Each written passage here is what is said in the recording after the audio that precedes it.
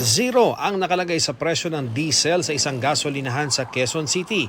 Pero hindi dahil mura yan, kundi dahil kahapon pa ito walang laman sa dami raw ng mga nagpakargang truck at jeepney. Sinasabihan na lang po namin sila na wala po. Wala na pong supply, wala ng diesel. Kailan daw po magkakaroon ng stock?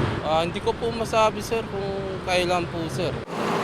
Kahapon din wala ng regular diesel sa gasolinahang ito sa Commonwealth Avenue. Ang natira, premium diesel na 73 pesos per liter. Paubos na rin ng diesel ng gasolinahang ito sa Zamboanga City. As of now, wala kami deliver na diesel. Puro mga gasolina. Sabi, wala daw stock. So kung yung naibebenta namin, yung mga previous na ano pa namin, order. So halos paubos na, por eso pataas yung diesel natin. Sa mga gasolinahang may stock pa, marami nang nagkukumahog dahil simula bukas, aalagwa ang presyo ng petrolyo. 17 to 24 pesos per liter sa diesel, 7 to 13 pesos sa gasoline at 32 to 38 pesos and 50 centavos sa kerosene. Uutay-utay naman daw iyan ngayong linggo ng mga oil company. It's the replacement cost. It's not when nila kinuha, when nila binili, or when nila na-receive, kundi kung ano magkano na yung replacement. Imagine now, if we still stay with the price 2 weeks ago, wala silang pera pang bili ng bagong stock. Pero bago pa man ang anunsyong big-time price hike ngayong araw, halos karamihan sa 55 gasolinahan ang nauna ng nagtaas presyo. Pinagpapaliwanag sila ng Department of Energy kung bakit di sila dapat bawian ng Certificate of Compliance dahil sa di pagsunod sa fuel pricing para sa March 6 to 9.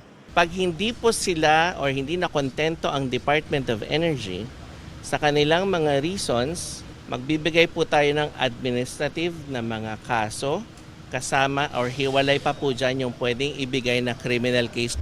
Nagbabala rin ng Malacanang sa mga profiteer. Kasi kapag po napakita rito na sila po ay may mga fraudulent acts, maaari po silang makansela ng permit sa kanilang mga transaksyon.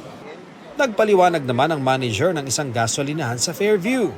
Bali, nung araw pong yun, mataas po yung kuha ng amo namin po eh. Pero yung pagtaas po niyan, hindi po namin alam, yung inuutosan lang po kami nung amo namin. Sa ngayon, hindi pa masabi ng DOE kung masusundan sa susunod na linggo ang wagas na taas presyo sa petrolyo. May supply pa naman daw ng langis hanggang sa katapusan ng Abril at madaragdagan pa. Fortunately, the companies now have secured enough for about 50 days, I think, no? Since last week, so that's 40 days more. So ngayon, nag-order na sila ng panibago para po sa end of April or after April. Sabi ng isang ekonomista, dapat madagdagan pa ang supply hanggat wala pang katiyakan kung kailan huhupa ang krisis sa Middle East. Country must have at least 90 days worth of oil reserves sana. There's a lot of uncertainty here. And yung uncertainty na yan has to do with how long mangyayari itong kaguluhang to. Ian Cruz nagbabalita para sa GMA Integrated News.